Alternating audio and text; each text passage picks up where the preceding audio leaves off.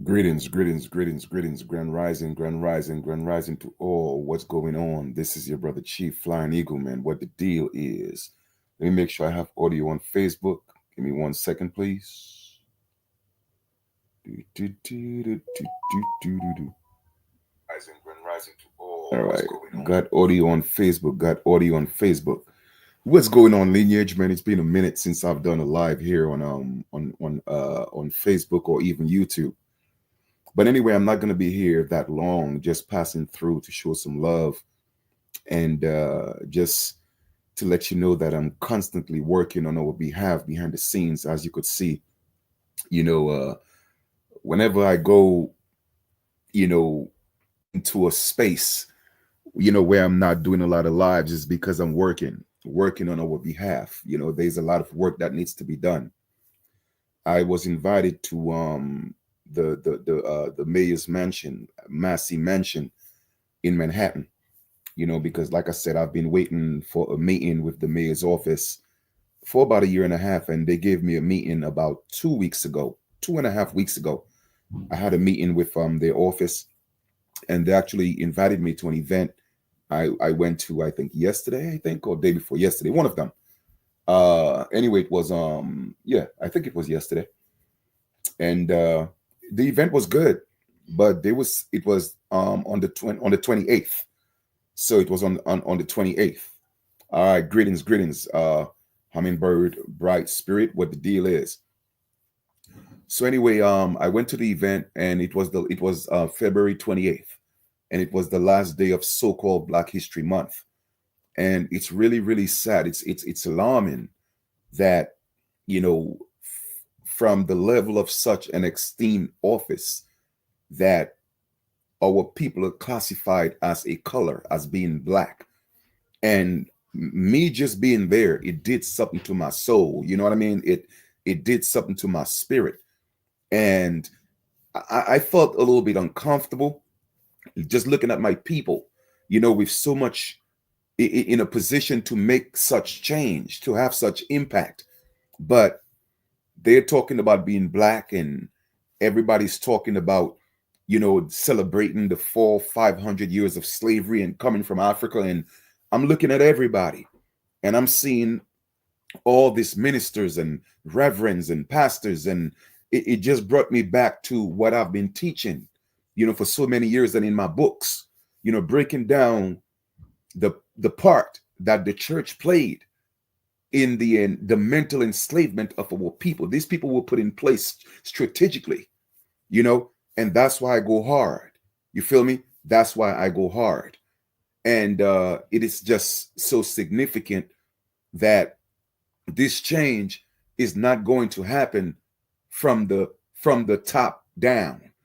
It's going to happen from the bottom up.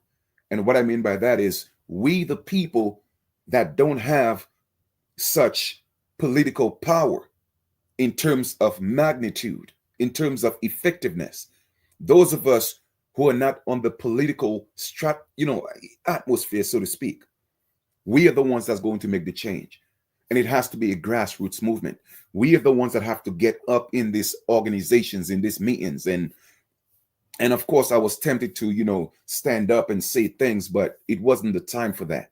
So I had to be humble. If a man invites you to his home, you cannot go disrespecting the man in his home. Even if you know what they're talking about and what they're saying, it is not correct. It's not politically correct. You feel me? So I had to bite my tongue and just let them celebrate their Black History Month. You know, I got invited to another event where they want me to come talk about being indigenous. So everything happens for a reason. Sometimes you have to go through the fire. You feel me? You have to go through the fire in order to come out on the other side uncaved. And I did enjoy myself. Like I said, I shook hands with a lot of people, spoke to a lot of people, and of course, absolutely, Hummingbird, bright spirit. We are making it happen. You know what I mean? Not going to. We are making it happen because we have to speak it into existence and speak it in the now. So we are making it happen, and I'm just thankful to our righteous ancestors for putting me in that position. You know, everyone came up to me for the most part, and my man, listen, I appreciate you coming here and representing, you know, the indigenous people. Of course, a lot of them kind of like don't see themselves as being indigenous because they still think they came from Africa on slave ships. But I'm telling you, man, the most educated people, so to speak, with the bachelors and the doctors and all the degrees, they were put in place. All right. And they were brainwashed and indoctrinated. And they have a degree to prove that. They have a master's degree to prove that. Hence, you have the word master in front of degree, because it's the master who gave you the degree. And people don't realize that all those things, it is subliminally being put in your face, and you don't realize exactly what it is. You know, why is the word master in front of degree? Why can't it be just a degree? But it's the master that gave you the degree. And therefore, they put you in an enclosed room, and an enclosed environment, is square box, you know, which has no feng shui, period, right? But anyway, you are put in such an environment and you are indoctrinated with information. And then your job is to take it and bring it to the people and further indoctrinate the people. You dig? So it is us that's at the lower echelon of things in regards to the local people that have to step up and make the change.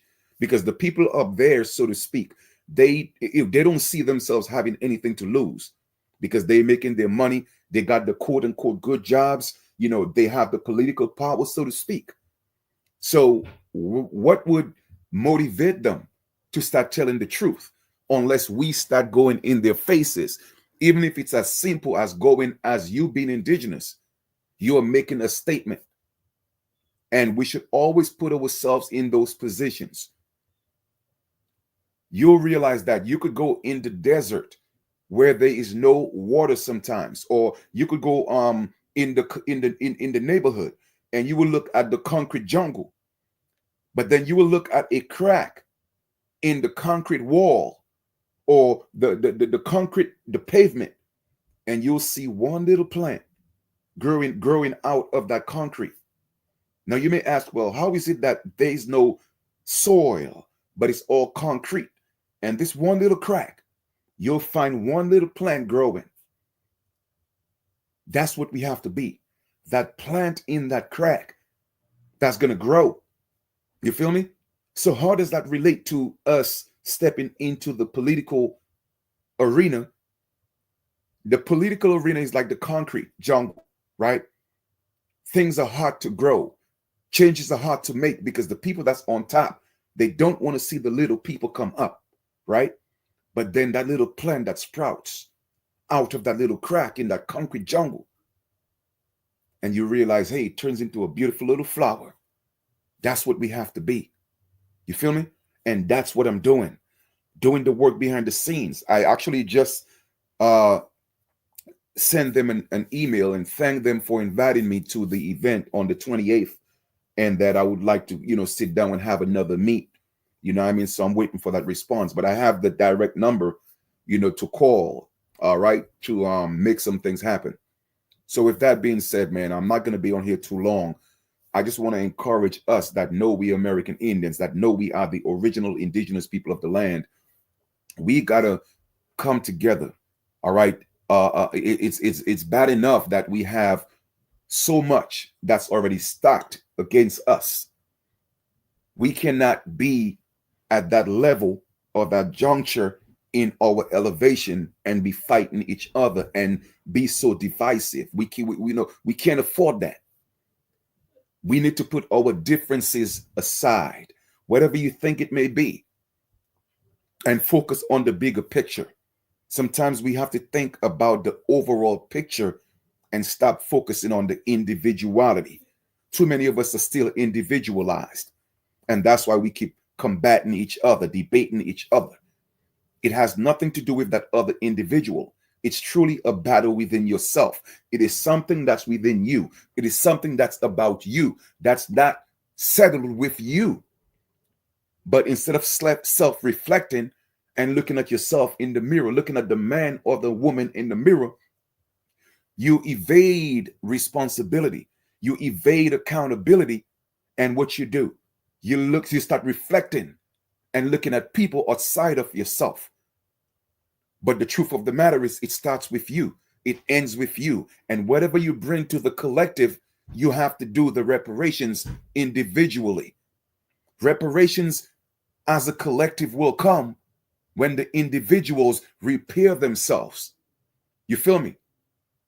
Because if you're looking for reparations as the collective and you haven't done the self-reflecting, you haven't done the reparations within your own self, within your own being, then you are just another broken individual coming into the collective thinking we're going to make things work. So all we're going to have is a collective of people or a collection of people that's broken. 10 broken people cannot be a whole of anything.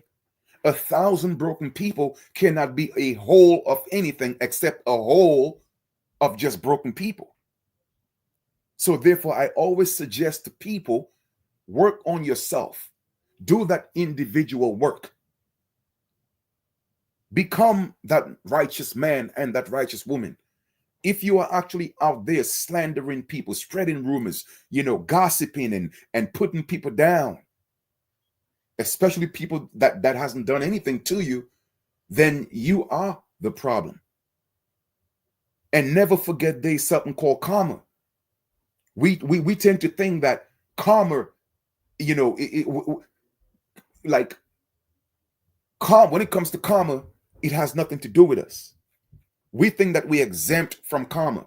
Yes, we may be Indians not taxed, but I promise you, karma will tax that. You know what? Okay? So don't think that you are exempt from karma. Everyone is going to face their karma. And everything that you do, I guarantee you, is going to come back to you. Because the seed that you sow is the same seed that you're going to rip. You feel me? So you could go ahead and be unrighteous as much as you want. The people that you are actually being unrighteous to, the people that you are slandering, the people that you are putting down, they don't have to do anything. They don't even have to respond, because the universe is going to give it back to you. And because we have already stepped up into such a high vibrational dimension, then those things are going to happen faster. Good karma or bad karma will happen to you faster. And yes, there are two things called good karma and bad karma. It depends on the seed that you sow. Not you sow, but the seeds that you sow. Whatever you plant, always remember, you're going to eat. So I encourage each and every one of you to work on yourselves, become righteous, because we are literally at the cusp of the golden age, stepping into that golden age. And unrighteous people will be very uncomfortable in the golden age. I'm going to repeat that. Unrighteous people will be very uncomfortable in a righteous age. And I'm going to explain to you what I mean. If you go amongst people and you are a non-smoker and people smoke cigarettes, if you walk into a bar and you don't smoke cigarettes, you don't like the smell, the smoke, you don't like that, and you walk into a bar where people smoke cigarettes, you're going to be uncomfortable in that environment. You feel me? You're going to be uncomfortable. It's the same thing. We are stepping into an age of righteousness, a golden age. And if your soul or your spirit or your core being is unrighteous, you are going to be uncomfortable in that age. And therefore, things will not be manifested for you in abundance. You have to work on yourself in order to adjust. Nature is not going to adjust to you. You got to adjust to nature. And a lot of people don't realize that. They think they could just do what they want, say what they want, and you literally abuse people and think that, oh, well, everything is going to be fine with me. No, you're not. Things are not going to be fine with you. So for all the people that are being bullied, all the people that that facing some type of discrimination, unwarranted discrimination, whatever the case is, you don't have to fight back per se. Just put it in the hands of the universe. And I guarantee you these people will be dealt with. All right. But we have a lot of work to do. A lot of work to do. And going to the mayor's mansion and seeing all my beautiful people and them calling themselves a color and them thinking they came from Africa as slaves. And man, listen, it was oof, it was painful. It was painful, especially being there, knowing the truth. It was I was uncomfortable. But what I realize is, in those situations, sometimes you have to be uncomfortable to become comfortable. In other words, I have to keep planting those seeds in that environment so they could see something different and maybe something will connect. You feel me? So I'm going to continue to ask my righteous ancestors to use me as a guide, use me as a tool, so that I could bring change that's going to elevate my people, that's going to make sure our blood right, our blood, not just birthright, but our blood right. There's a difference between birthright and blood right.